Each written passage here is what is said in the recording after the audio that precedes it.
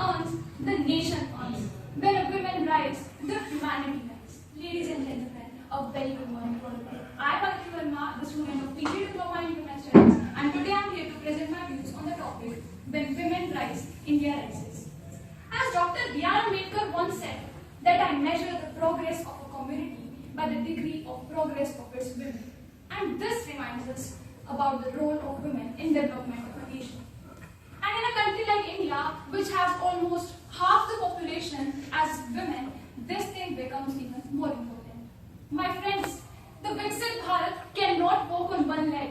This Vishwaguru cannot rise and fly with one wing. And yes, my friends, this growing economy and the largest democracy, it definitely cannot thrive by limiting half its potential.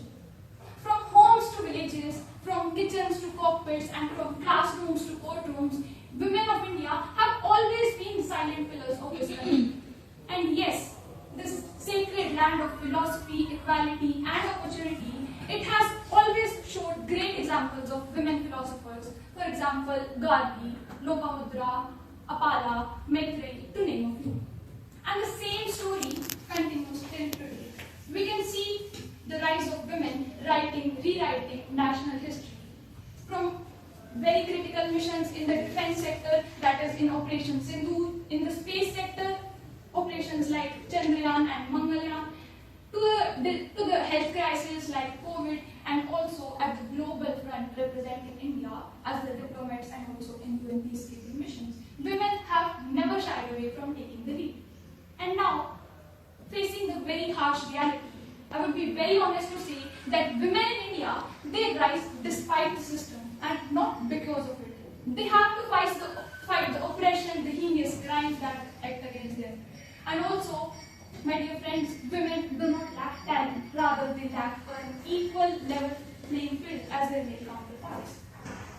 And we proudly call our nation as Bharat Mata, but in a country, how can it call itself a mother if its daughters are denied safety, equality, and opportunities? When they are born with discrimination, married into violence, suppressed and silenced by patriarchy, harassed in the workplace, and also trafficked along the borders, and ultimately they are blind for all the crimes that are against them. So, it's everyone. I know there are schemes, initiatives like self-help groups, reservations, policies, measures. Everything is going into place. But this is not the end of the story. Mindset needs to change also. Justice and rise of the women is not a charity to them. Rather, it's a justice long delayed.